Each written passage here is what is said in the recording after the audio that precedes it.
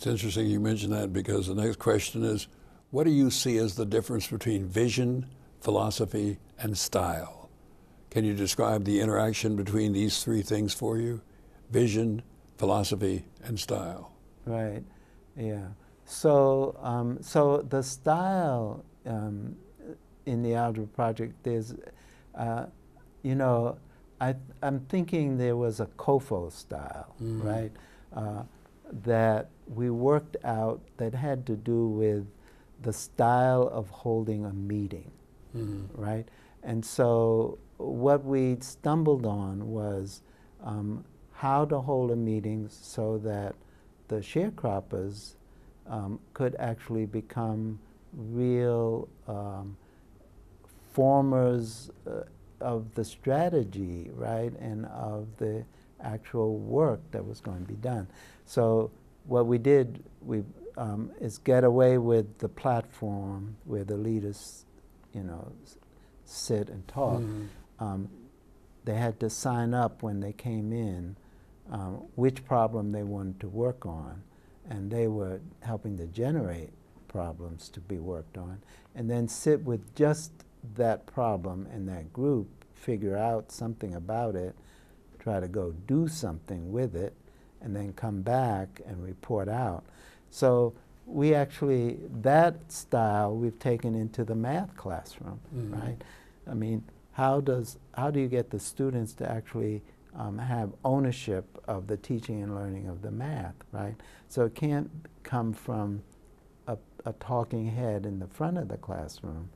You've got to figure out a way in which the kids in groups learn how to work in groups on problems and figure out what they can do about it, right?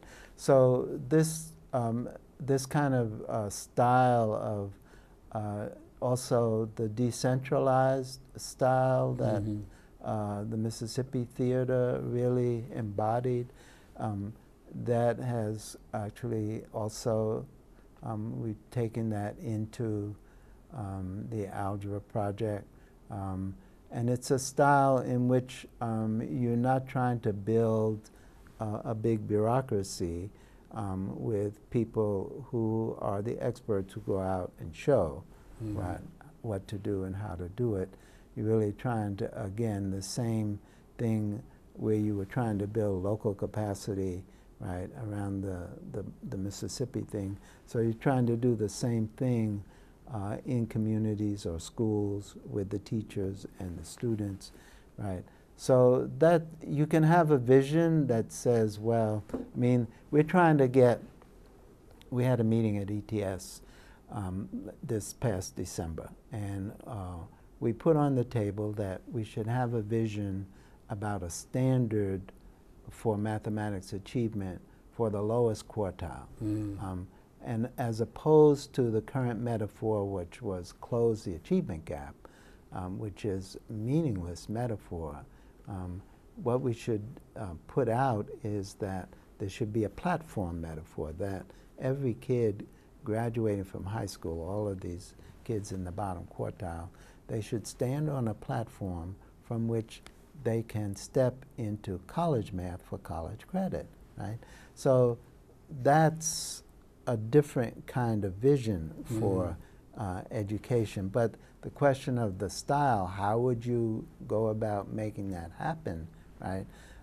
So for us, the style has to do with what I just described, right? The issue of the teachers